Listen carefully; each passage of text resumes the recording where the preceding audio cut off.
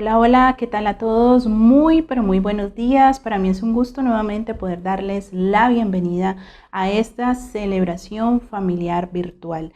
Todos los domingos a las 8 en punto de la mañana tenemos una cita con cada uno de ustedes que nos permiten entrar hasta sus hogares, hasta sus lugares de residencia, de trabajo, donde quiera que te encuentres, aquí en Cali, Colombia, o en algún lugar de este país hermoso o de otras naciones. Bienvenido y bienvenida a este tiempo maravilloso en la presencia del Señor. Como les digo siempre, es un gusto para mí poder saludarles y darles la bienvenida.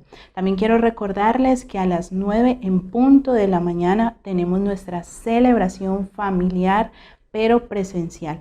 Así que si tú estás cerca de nosotros, todavía estás a tiempo de llegar. Nos puedes encontrar en redes sociales como Iglesia Cristiana Volviendo al Padre, en Facebook, en Instagram, aquí en YouTube. Si aún no te has suscrito, puedes hacerlo en la campanita para que te lleguen las notificaciones y así estar atento en tiempo real del contenido que día a día nosotros estamos compartiendo a través de las redes sociales. Así que únete a esta comunidad porque somos Volviendo al Padre, una iglesia con propósito, una iglesia de sana doctrina y sobre todo una iglesia que lo que desea y anhela es que volvamos a creer en el Señor como Él desea y lo manda. Así que nuevamente bienvenidos y quiero compartir con ustedes esta mañana una preciosa palabra que podemos encontrar en Salmos 19:7. Salmos 19:7. Dice así la palabra del Señor: La ley del Señor es perfecta, reanima el alma. El testimonio del Señor es firme, da sabiduría al ingenuo. Salmos 19:7. Nosotros sabemos que Dios, en su infinita misericordia, nos ha dado reglas, nos ha dado instrucciones, nos ha dado palabras que nosotros debemos obedecer para mantenernos a salvo. Yo creo que todos los padres, si tú eres padre, si tú eres madre, sabes que debes poner algunos límites a tus hijos y es lo que nosotros debemos hacer por el amor que les tenemos. Y esos límites que nosotros trazamos a nuestros hijos son cosas que esperamos que ellos obedezcan, pero para protegerlos, para preservarlos y para cuidarlos. Las reglas que Dios ha puesto en nuestra vida para seguir son reglas no para hacernos la vida difícil, todo lo contrario, es para protegernos y mantenernos a salvo. Así que mi invitación en esta hora de la mañana es que tú y yo podamos amar la obediencia y seguir al Señor a través de la obediencia a su palabra, a sus mandatos, a sus preceptos, pero desde el entendimiento de que lo que Dios realmente busca y quiere para nosotros es solamente lo mejor. Lo mejor de lo mejor es lo que Dios ha preparado para nosotros. Así que no te estreses, no te cargues cuando sepas que hay algo que Dios te pide que no hagas, o cuando Dios te pide algo que quiere que nosotros dejemos. Siempre a veces nos incomodamos, pero cuando logramos entenderlo desde la óptica de Dios, que es el amor de un padre para proteger a sus hijos, podemos hacerlo sin ningún problema y podemos esforzarnos por agradarlo, porque seguramente obedecer no es fácil, pero siempre trae recompensa. Y quiero contarte algunos ejemplos de la palabra precisamente donde a través de la obediencia se lograron las bendiciones, obedecer las reglas perfectas de Dios. ¿Y por qué son reglas perfectas? Porque son hechas por un Dios perfecto. Cuando Noé hizo lo que Dios le había pedido, él y su familia estuvieron a salvo en el arca. Cuando Abraham obedeció al Señor y se transformó en el padre de una gran nación y de multitudes a lo largo de la historia. Cuando Moisés siguió la instrucción de Dios, él lo ayudó a volverse el gran líder que traería libertad a los israelitas. Daniel obedeció a Dios y no al rey que pedía que dejara de adorarlo, y el Señor lo protegió de los leones. Entonces, seguir las reglas de Dios nos pueden mantener a salvo. Esa es el gran deseo del Señor, esa es la gran enseñanza que yo quiero dejarte en este saludo de introducción a la palabra que el Señor tiene para nosotros. Y para cumplir las reglas del Señor solo tenemos que hacer algo, conocerlas, y las conocemos a través del estudio de su palabra.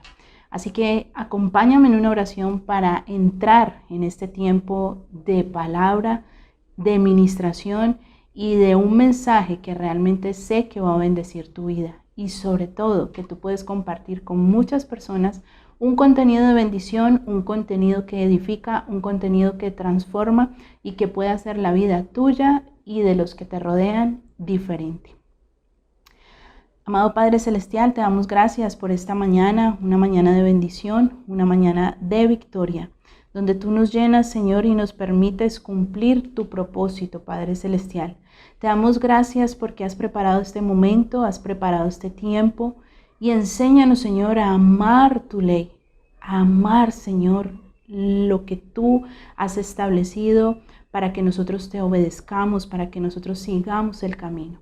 Aún en medio de la sociedad y del mundo que nos rodea, Señor, tú nos muestras cómo todo se mueve bajo unas leyes, bajo unos principios, bajo unos límites, bajo unos parámetros. Aún mismo, Señor, cuando vamos en la carretera podemos ver límites de velocidad, que si los excedemos, si no obedecemos a esas señales que nos indican cuánto es lo máximo de velocidad que podemos tener, si no lo obedecemos, simplemente puede correr peligro en nuestra vida. Igual, Señor, sé que has establecido límites para nosotros con el ánimo, el deseo de protegernos y mantenernos a salvo. Ayúdanos a agradarte en medio de todo lo que hacemos, Señor, para ser hijos que honran a su Padre. Danos la capacidad, danos el entendimiento y sobre todo enséñanos a deleitarnos en tu ley, pero a conocerla a través de la doctrina sana que tú quieres, Señor, traer a nuestras vidas cada día, conociendo tu palabra y estudiando la palabra. Te damos muchísimas gracias. Quedamos esta mañana en tu presencia y te honramos, Señor, por encima de todas las cosas, porque tú eres bueno, Señor, y para siempre es tu misericordia. Así que bienvenidos nuevamente, quédense hasta el final de esta transmisión porque sé que hay un mensaje de parte de Dios que puede cambiar tu vida. Y recuerda, somos la Iglesia Cristiana volviendo al Padre para volver a creer.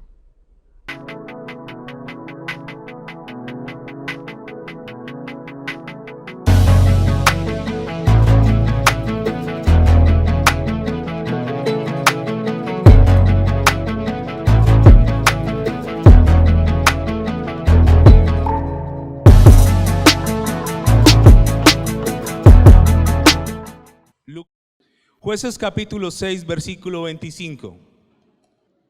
Jueces 6, 25. Dice la palabra del Señor, estamos leyendo acerca de Gedeón.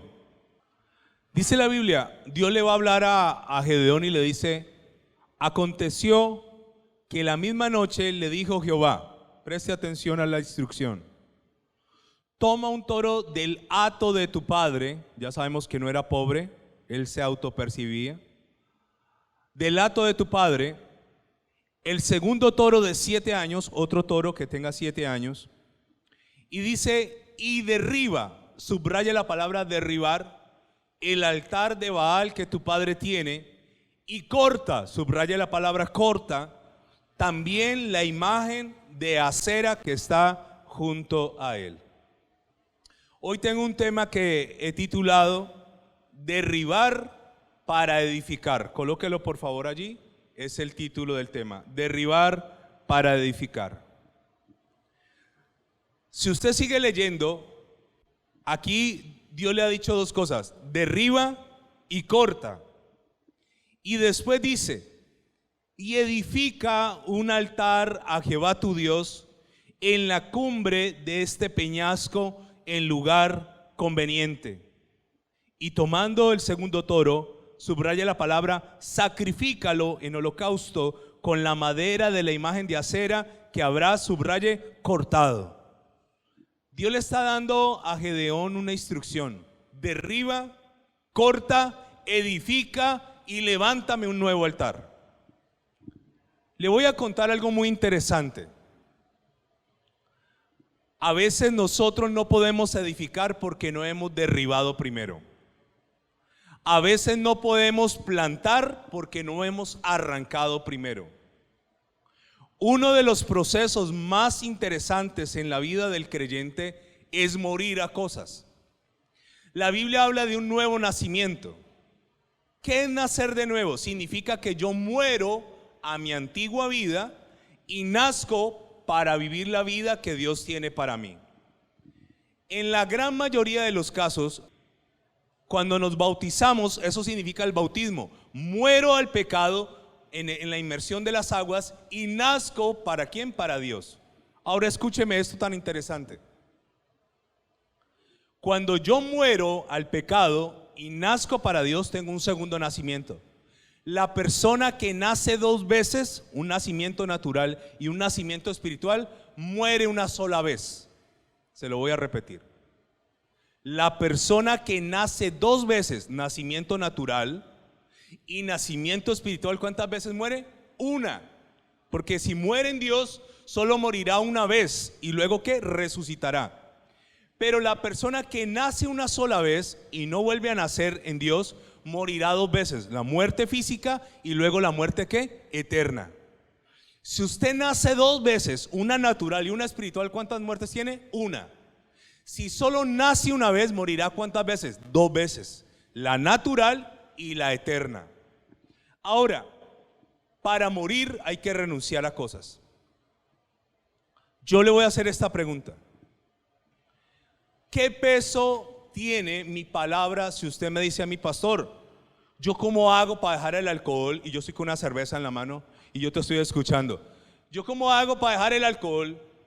¿Yo cómo hago para dejar el trago? ¿Yo cómo hago para dejar la rumba? Y tú me ves que mientras estoy hablando yo me estoy sirviendo licor y estoy hablando y te estoy escuchando. ¿Qué peso y qué validez tiene mi palabra si no hay un nuevo nacimiento? Escúcheme. Entonces muchas personas no han querido ¿qué cosa? Morir. Escúchame. Y te voy a decir esto, si no mueres, no puedes vivir para Dios. Y si no puedes vivir para Dios, no vas a entrar al reino de los cielos. Escúchame, yo te aprecio y te valoro, pero bíblicamente los borrachos no entrarán al reino de los cielos. Así sea una buena persona, no entrará. Yo no me inventé las reglas. Entonces, si no mueres, si no naces, no hay vida eterna. Escúchame.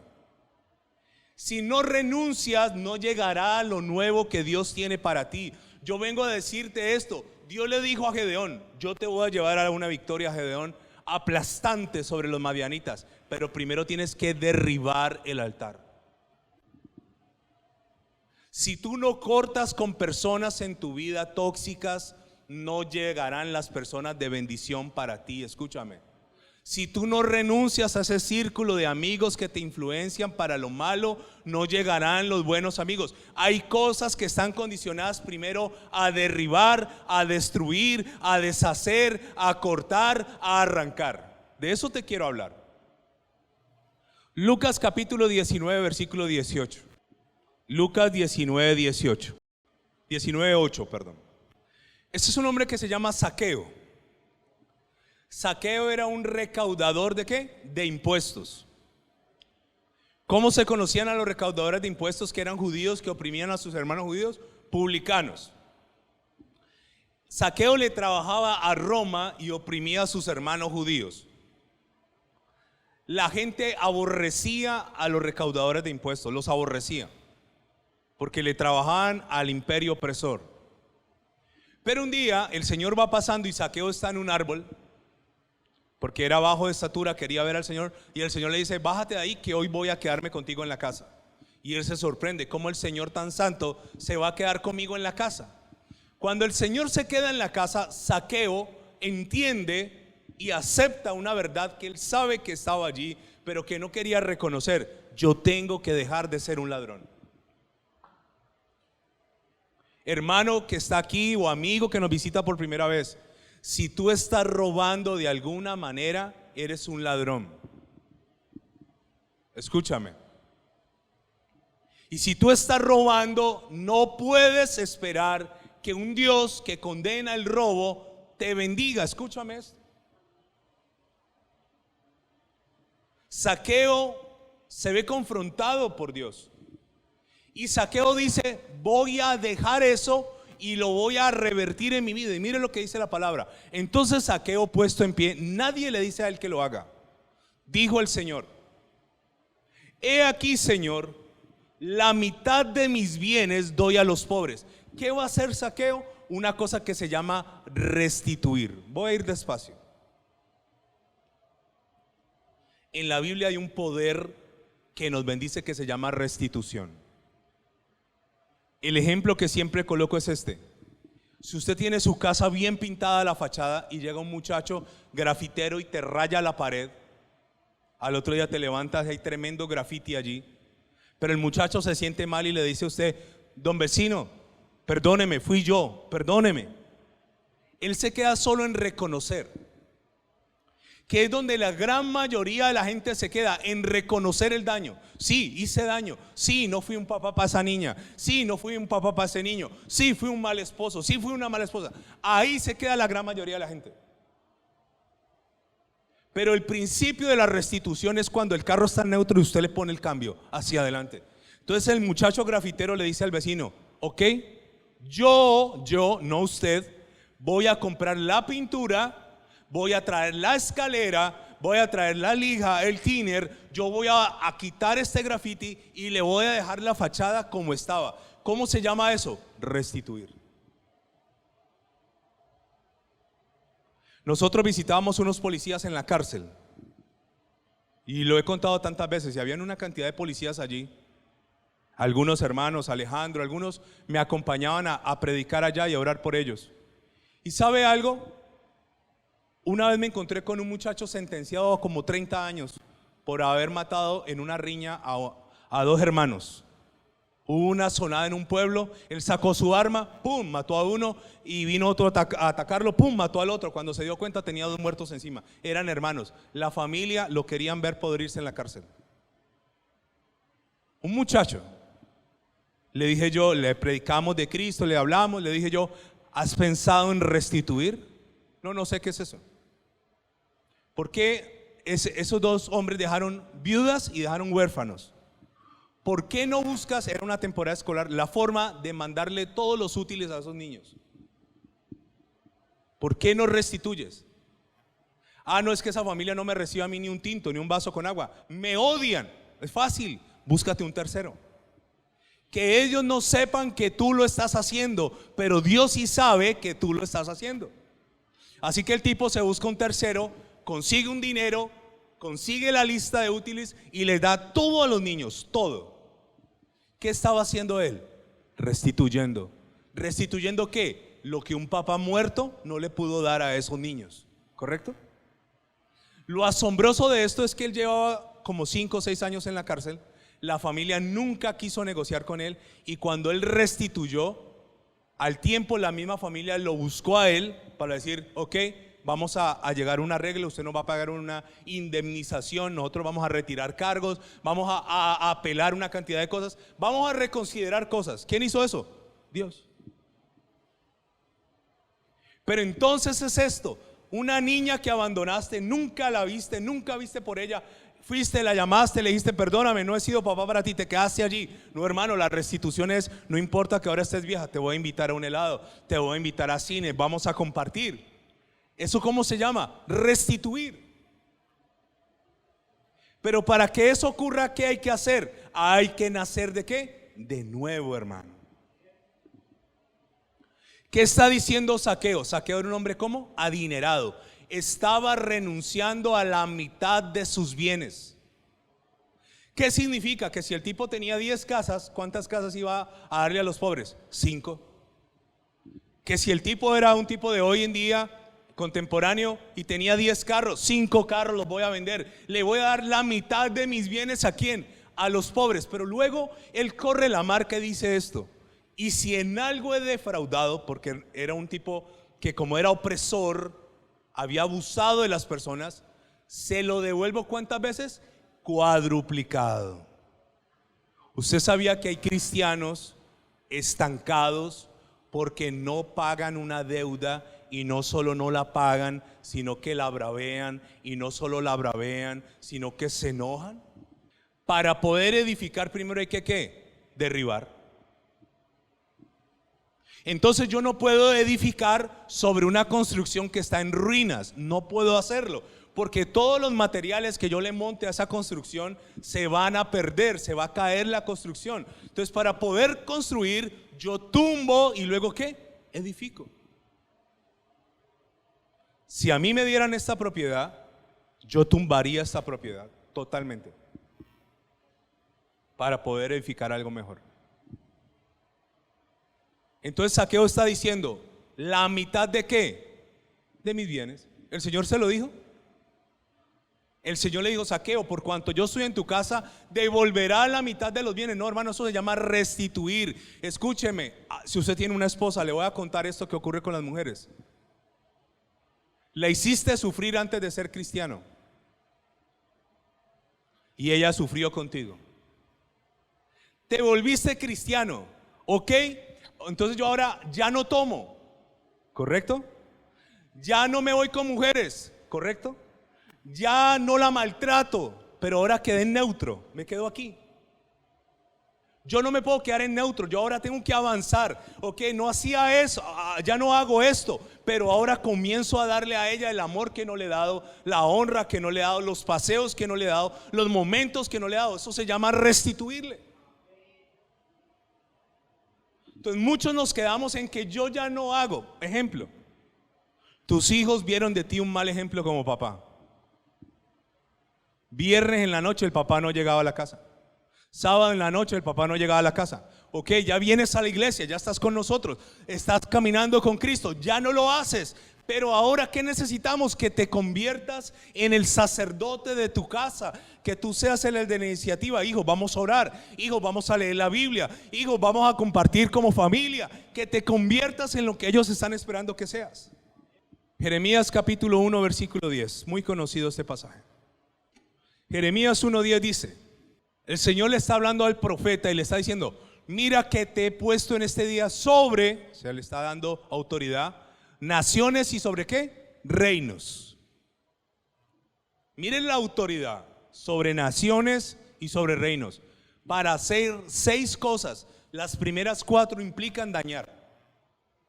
¿Para qué? Arrancar. ¿Para qué? Para destruir. ¿Para qué? Para arruinar. ¿Para qué? Para arruinar. Y finalmente vienen 2 de construcción, para edificar y ¿para qué? Para plantar. Haga una asociación aquí, asocie arrancar y asocie plantar. Lo primero que Dios le está diciendo, hay que arrancar, y después de arrancar, ¿qué hay que hacer? Plantar. ¿Qué le pasó a mucha gente creyente? Se quedaron en la arrancada, pero no plantaron, hermano. No sé si me estoy haciendo entender. No te quedes en neutro. Ay, es que yo ya no tomo. Ok, te felicito, te voy a hacer un diploma. Te felicito que no tomes, pero ahora sé ejemplo de la luz. Sé ejemplo, vete al lado opuesto donde estabas. Y luego dice para destruir y asócielo con edificar. ¿Sabe? Yo utilizo este poder, arrancar, destruir, arruinar y derribar, en todo lo que tenga que ver con brujería. La brujería no se ata, los demonios sí. Los demonios no se destruyen, la brujería sí. Entonces en todo lo que tenga que ver con brujería, todo lo que tenga que ver con envidia, todo lo que tenga que ver con malas intenciones, lo arruino. Las obras del diablo se tienen que ¿qué? Arruinar, hermano. Se tienen que arruinar. Se tienen que quebrar, escúcheme. Primera de Juan capítulo 3 versículo 8. Primera de Juan 3:8, Nuevo Testamento. La Biblia dice, el que practica el pecado es del diablo. Wow. No está diciendo que el que peque, porque todos pecamos. Una cosa es que yo peque esporádicamente y otra cosa es que eso sea ¿qué? Una práctica. Entonces usted puede ir a la iglesia, pero si usted está practicando el pecado, le voy a decir, ¿de quién es usted? Del diablo. Porque el diablo peca desde el principio. Y luego dice esto poderoso, Para esto apareció el Hijo de Dios. ¿Para qué cosa?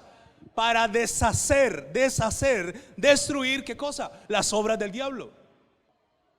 Primera de Samuel 15:3. Esto le está diciendo Dios a Saúl. Es Dios. Dios le dice esto a Saúl con los de Amalek, con los amalecitas. Ve pues y hiere a Amalek, y subraya la palabra que sigue, y destruye. ¿Qué le está diciendo Dios? Bendígalos. Destruye todo lo que tiene Amalek y no te apiades de él. Mata hombres, mujeres, niños y aún los de pecho, vacas, ovejas, camellos y asnos. Wow, fuerte, ¿no? Que Dios mande a matar hasta a todo, mire, camellos, asnos, ovejas, vacas, niños, bebés, todo lo que tenga el sello de Amalek, destrúyelo. Tenemos el familiar adicto en la casa y llega el familiar y le damos dinero que viene de parte de Dios para que vaya y consuma. No estás destruyendo, estás ¿qué? Fortaleciendo. No estás destruyendo. Dios le dijo a Saúl, destruye. ¿Ahora por qué? Porque esta gente había sido perversa. Esta gente había sido mala. Job capítulo 2 versículo 3. Job capítulo 2 versículo 3 dice: y Jehová dijo a Satanás. Ya había una primera situación con Job. Dice: ¿no has considerado a mi siervo Job, que no hay otro como él en la tierra, varón perfecto y recto, temeroso de Dios y apartado del mal, y que todavía, de aquí en adelante subraya esto, retiene su integridad aun cuando tú me incitaste contra él para que lo arruinara sin causa? ¿Quién arruinó a Job? ¿El diablo? No. ¿Lo arruinó quién? Dios. Escúchame. Dios puede arruinar la vida de cualquier ser humano. Escúchame. Dios arruinó a Job. ¿Cómo lo arruinó Dios? Cuando le quitó la protección. Job tenía 3 vallados de seguridad sobre su casa, sobre sus bienes y sobre él. Dios dijo: le quito la protección. Lo arruinó, hermano. El día que Dios nos quite el favor, ¿sabe qué pasa? Esto se acaba. Yo soy consciente de eso. El día que Dios me quite el favor, esto se acaba, hermano. Se acaba. Se acaba. Esto es una manera de ¿qué? De arruinar. ¿Cómo arruina, por ejemplo, una potencia como Estados Unidos a países como Venezuela, como Cuba, que están con un régimen? ¿Cómo los arruina? Les ponen unas sanciones, unos bloqueos. Es una manera de arruinar. No van allá a tirarles una bomba, los arruinan económicamente. Ahora escúchame, yo quiero la bendición de Dios, pero yo no puedo pretender que un Dios que tiene la capacidad también de arruinar, edifique cosas en mi vida cuando yo estoy haciendo lo incorrecto. Yo le preguntaba a mi suegro, que es ingeniero agrónomo, ¿cómo es el proceso para limpiar un terreno? Veamos el proceso de limpiar un terreno. Se llama preparar el terreno o adecuarlo. Si a usted le entregan un terreno, yo creo que muchos de nosotros ni siquiera lo sabemos. Los terrenos vienen con maleza, vienen con plantas que no sirven. Si a usted le entregan un terreno así, como esa imagen, y aparte de eso le entregan unos bultos de semillas, que de hecho lo sé por mi suegro, que hay semillas, un puñado de semillas puede costar miles o millones según la calidad de la semilla. Y yo tomo un puñado de semillas que cuestan millones y las tiro en un terreno que no está preparado, la semilla ¿qué? Se pierde. Entonces el terreno hay que ararlo, rastrillarlo, hacer surcos para finalmente ¿qué? Sembrar. Esto se llama preparar el terreno. ¿Sabe? Le voy a mostrar unas imágenes del Centro Victoria en Costa Rica, al cual nosotros pertenecemos, a la iglesia que pertenecemos ahora. Este año tuve la oportunidad de llevar a Diego y a Sol para que conocieran, nos acompañaron al aniversario número 44. Cuando usted llega, esa iglesia queda en una finca, es una propiedad lindísima. Y uno se sorprende, uno ve el terreno. Por ejemplo, este acá es un sitio donde va la gente a desayunar por la mañana. Tiene en el segundo piso unos salones para niños. Este es un auditorio solo para hacer eventos como un matrimonio, como las damas, reunión de damas. Este es un auditorio. Las sillas de este auditorio fueron traídas de China, desde China. Acá han hecho un árbol, una construcción. Esta es la entrada del Centro Victoria y es una carpa que solo hay dos en Latinoamérica. Uno la tiene la alcaldía de Bogotá y otra la tiene el pastor Yamil. Una carpa armada, la compraron en China y mandaron un tipo. Esta es la carpa por dentro, esta vez fue el aniversario. Una carpa, una cosa espectacular. Llegó el chino, dice, con una sola llave y con una llave, y dijo, el chino le dijo, solo consígame hombres que me ayuden a cargar. El tipo con una llave armó todo esto. Aquí está, sitio que usted está mirando árboles, la iglesia tiene un río, tiene lugares para que la gente después del culto vaya a hacer asados, sitio espectacular. Pero hay unas fotos de cómo comenzaron que a mí me llamó la atención. Cuando al pastor Yamil le vendieron ese lote, era un lote lleno de piedra. Habían rocas como de río en ese lote. Mire la construcción del templo que le cuento que hacen para lo de las damas. Ellos tuvieron que preparar el terreno para poder edificar allí. Tuvieron que conseguir, habían rocas que solo salían con un bulldozer, con una cuchilla, con aparatos que se llama la maquinaria amarilla, ¿no? Grandes, habían rocas que había que amarrar con cadenas. Y comenzaron ¿a qué? A edificar.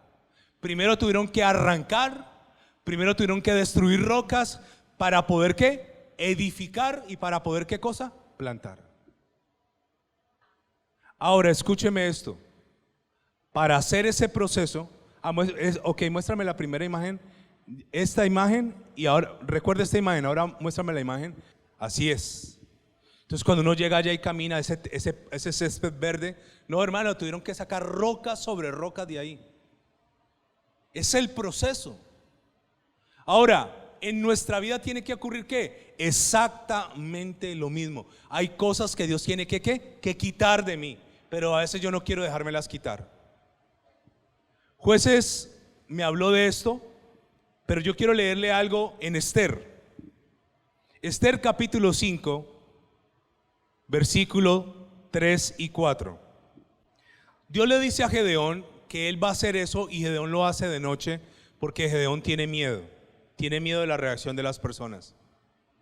Para usted derribar tiene que tener algo que se llama sabiduría. Para usted derribar algo tiene que tener algo que se llama sabiduría. Gedeón, ¿cuándo derribó el altar? De noche. ¿Por qué? Porque tenía miedo de la gente. Aquí hay un problema y aquí vamos a ver cómo una mujer sabia resuelve los problemas. Esther capítulo 5. Había un hombre que tenía amenazada a Esther y a todos los judíos. Su esposo, llamado Asuero, le dijo: ¿qué tienes, reina Esther? ¿Y cuál es tu petición? Hasta la mitad del reino se te dará. Sigue, versículo 4.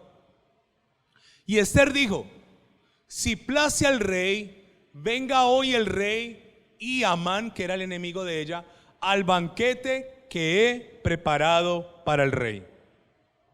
¿Qué hizo ella? Venga el rey y Amán.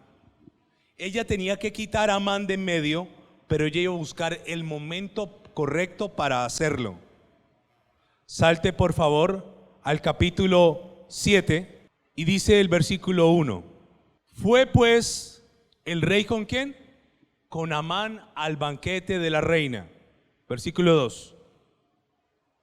Y en el segundo día, mientras bebían vino, dijo el rey a Esther, ya habían pasado días bebiendo: ¿cuál es tu petición, reina Esther? Y te será concedida. Es la segunda vez que él le dice esto. ¿Cuál es tu demanda? Aunque sea la mitad de mi reino, te será otorgada. Versículo 4. Ella le dice: porque hemos sido vendidos, yo y mi pueblo, para ser destruidos y para ser muertos y exterminados. Si para siervos y siervas fuéramos vendidos, me callaría, pero nuestra muerte sería para el rey un daño irreparable. Versículo 5.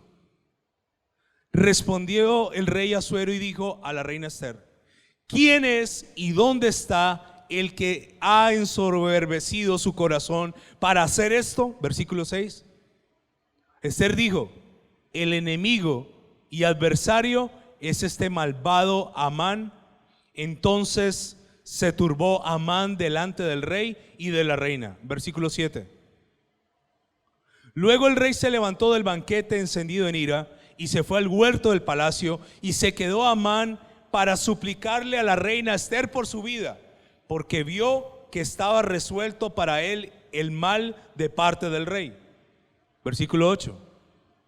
Después el rey volvió del huerto del palacio al aposento del banquete, y Amán había caído, Amán estaba de malas ese día, sobre el lecho en el que estaba Ester. Entonces dijo el rey: ¿querrás también violar a la reina en mi propia casa? Al proferir el rey esta palabra, le cubrieron el rostro a Amán y se lo llevaron. ¿Qué hizo Ester? Ester quitó de medio ¿a quién? A la piedra de tropiezo, que era ¿quién? Amán. ¿En qué momento Ester le pide al rey que haga esto? En medio de un banquete. Escúcheme, hay cosas que nosotros tenemos que quitar de nuestra vida, pero hay que saberlas ¿qué? Quitar en el momento ¿qué? Preciso. Ella no le hizo una acusación a Amán en privado, ella lo puso en evidencia delante de ¿quién? De su marido. Y le voy a decir algo muy interesante. Las mujeres nos llevan años luz a los hombres en esto.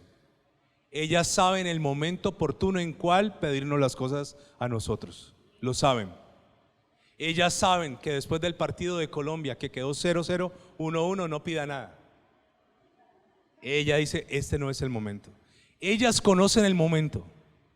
Ahora, trasládelo a la vida espiritual. Yo conozco el momento donde yo sé que le puedo pedir algo a Dios. El momento oportuno para pedirle algo a Dios es cuando estoy haciendo las cosas como correctas. Aproveche ese momento. Para llegar a ese momento, para poder plantar y edificar, tengo primero que haber ¿qué? Derribado, destruido, arrancado. Hágase esta pregunta para que oremos. ¿Qué cosas en mi vida tengo que sacar? ¿Qué cosas en mi vida tengo que arrancar? ¿Qué cosas en mi vida tengo que destruir? ¿Qué cosas en mi vida tengo que renunciar? ¿A qué cosas tengo que morir? Hágase esa pregunta. Porque si usted logra entender esta pregunta y usted logra ejecutarlo, hacerlo, prepárese para hacer dos cosas: edificar y ¿qué? Y plantar. Edificar y plantar. Cuando yo fui a la iglesia del pastor Yamil por primera vez, yo dije: wow, no conozco una iglesia tan bonita, tan grande, tan poderosa, tan estructurada como esa. Eso hace 20 años atrás era un tierrero. Puede que hoy en nuestra vida haya un tierrero, escúchame, pero tienes todo el potencial de que Dios haga algo que maravilloso y poderoso en tu vida. Ponte en pie, por favor, y vamos a orar. Cierre sus ojos, por favor. Amado Dios, yo te doy gracias en esta hora. Te agradezco, Señor, por tu palabra. Y te pido, Señor, que me des la sabiduría para derribar. Yo debo derribar con sabiduría. Ester se quitó a Amán de en medio con sabiduría. Con sabiduría. Hay cosas en mi vida que tienen que cambiar. Hasta que yo no cambie, hasta que yo no remueva esa roca de mi terreno, no podré edificar. Una construcción como la del Centro Victoria no podía hacerse sobre un terreno rocoso, no podría hacerse allí. No se podría hacer sobre un terreno irregular. Por eso, el primer gasto que ellos tuvieron económico fue en contratar gran maquinaria para remover lo que no servía. Para remover. Cada uno de nosotros está en un proceso diferente, Señor. Cada uno de nosotros tiene cosas diferentes. Pero yo estoy seguro, Señor, que cuando yo me dispongo a que tú quites de mí los altares, tú mismo me darás la fuerza para que yo lo pueda hacer. Señor, yo necesito, así como ellos hubo rocas que no pudieron dañar con un taladro hidráulico, no podían romperlas. Hubo rocas que hubo que amarrarles cadenas y con un bulldozer, con una retroexcavadora, sacarlas. Yo necesito la ayuda del Espíritu Santo para sacar cosas de mi vida que no sirven. Yo te he pedido a ti que hagas cosas con nosotros maravillosas, pero si el terreno no está listo, no se puede plantar. Si en mi corazón no hay una buena tierra, sino que hay espinos, sino que es un terreno rocoso, como dice la Biblia, la semilla plantada allí se echará a perder. Señor, en lo que queda de este año, comienza a ser un proceso en mí de remoción de escombros. Señor, yo tengo estructuras dentro de mí que no pueden soportar el peso de tu gloria. Hay estructuras en mí mentales, hay estructuras en mi ser frágiles que yo me he dedicado a ponerle arreglitos, me he puesto a colocarle remiendos. Hay estructuras que no necesitan remiendos, hay estructuras que necesitan ser demolidas por ti, demolidas.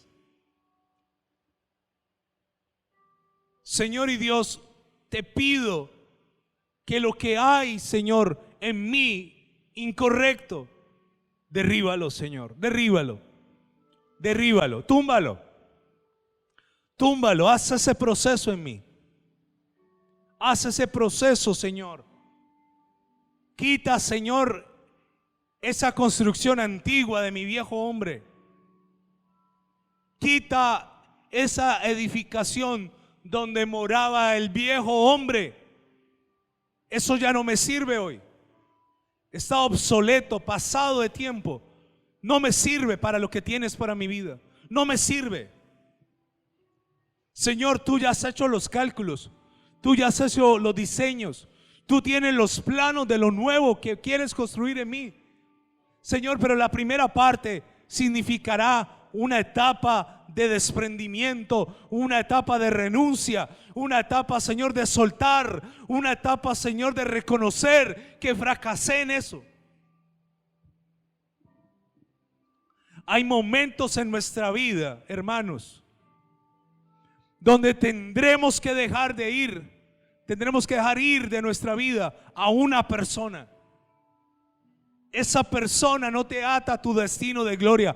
Esa persona te ata a tu pasado, te ata a lo que tú eras o quieres dejar de ser. Hay momentos donde yo tengo que cortar con alguien, con una amistad. Hay momentos donde yo tengo que cortar con un círculo de amigos. Hay momentos que yo tengo que dejar de ir a asistir a un lugar que me afecta espiritualmente. Hay momentos donde yo tengo que desarraigar de mi vida la mala hierba. Hay momentos de arrancar, hay momentos de arruinar, de deshacer, de desbaratar, de destruir, Señor. Y te pido, Señor, que me metas en ese proceso, porque lo bueno de ese proceso es que luego vendrá el proceso de edificar y de plantar. Hermano y hermana, yo te felicito porque dejaste de beber. Yo te felicito y por mí te daría un trofeo, un diploma, una medalla. Te felicito, bien por ti. Dejaste de robar, bien por ti. Dejaste de insultar a tu mujer, de ultrajarla, de violentarla, bien por ti. dejaste de maltratar a tus hijos. Bien por ti, hermano. Te felicito. Te admiro por eso. Pero no te quedes allí. Ahora es el tiempo de edificar. Ahora es el tiempo de plantar. Ahora es el tiempo de que seas un ejemplo. Que la gente te vea a ti como un hombre y una mujer de Dios. Ella está esperando el amor que no le has dado por años. Ella ya no ve el borracho entrar, el maldiciente, el vulgar y el obsceno, pero ahora está esperando ver al hombre de Dios en el cual todavía no te has convertido, hermano. Esa hija que abandonaste y que dejaste hace años y que no sabes cómo conectarte con ella, ella está esperando que la llames. Ella está esperando que la visites. Ella está esperando que le invites un helado, que compartas con ella una comida. Ella lo está esperando. No te quedes en que ya no lo haces. Ahora comienza a hacerlo desde la luz. A esas personas que robaste, a esas personas que timaste, que engañaste, que mentiste, que las metiste en deudas, en problemas, que les defraudaste cuando te sirvieron como fiador. Listo, ya no lo estás haciendo. Ahora restituye como Zaqueo. Zaqueo dijo: la mitad de mis bienes. Entendió que para él era más necesario devolver en algo el daño y reparar el daño que quedarse rico con esa carga en el corazón. Hay gente que no solo está esperando que le pidas perdón, hay gente que está esperando que le recompenses con tus bienes, hermano. Hay gente que está esperando que le pintes su fachada. Hay gente que está esperando no solo las disculpas tuyas, también está esperando la reparación de tu parte. El Señor le dijo a Gedeón: ve y derríbame el altar. Lleva unos toros porque los vas a necesitar, Gedeón. Derríbame ese altar que está en la casa de tu padre. Pero también me vas a cortar esa imagen de acera que es de madera. Pero después de que la hayas cortado, harás algo con la misma madera que se utilizó para lo malo. Ahora me harás para mí un holocausto. Será la leña del fuego del holocausto para mí. Lo que antes era malo, ahora lo harás para bien, Gedeón. Si antes con tu marido eras una mujer seca, fría, indiferente, ofensiva y conociste del Señor, te felicito, hermana. Eres lo mejor. Te daría una medalla, un diploma, te daría un trofeo, hermana. Pero no te quedes allí. No me digas: es que ya yo no lo hago, es que yo no lo insulto, es que yo no lo ofendo. Ahora, hermana, sé esa mujer dulce, amorosa, tierna, compasiva con tu marido. Esa mujer que le tiene la comida caliente, esa mujer que lo atiende, que lo mima, esa mujer que está con él en las buenas y en las malas. Ahora es el tiempo de cambiar, hermano. Es el tiempo de nacer de nuevo. Para nacer de nuevo, primero hay que morir. Yo no puedo nacer si no muero. Es que yo ya no me estoy acostando con nadie. Es que yo ya no estoy fornicando. Es que yo no adultero. Te felicito, hermana. Te felicito, hermano. Ahora tienes que honrar a tu marido con tu cuerpo. Ahora es cuando tu marido necesita deleitarse contigo. Es ahora donde los dos tienen que hacerse una sola carne en santidad. No utilices más la religión como un parapeto para no darle a tu esposo el derecho que tiene delante de Dios para tener relaciones contigo. No nos quedemos en la mitad, hermanos. No nos quedemos en la mitad. Dios le dijo a Jeremías: vas a derribar, ok. Vas a arrancar, perfecto. Vas a arruinar, está bien. Vas a deshacer, vas a destruir. Está bien, Señor, entiendo todo eso. Pero después vas a plantar y vas a edificar. Hay terrenos que se quedaron vacíos. Hay personas que en sus casas no han sido lo que su familia está esperando. La gente se quedó esperando el cambio que no ha llegado. La esposa se quedó esperando el marido creyente que no ha llegado. Los hijos se quedaron esperando el papá cristiano que no ha llegado. Llena ese vacío, mi hermano. Llena ese vacío, mi hermana. Llénalo en tu casa. Llénalo en tu oficina. Llénalo en tu empresa, hermano. Señor, aquí estamos como iglesia. Y hoy hago uso de lo que dice tu palabra. Señor, toda obra de Satanás en mi vida hoy se deshace, Señor.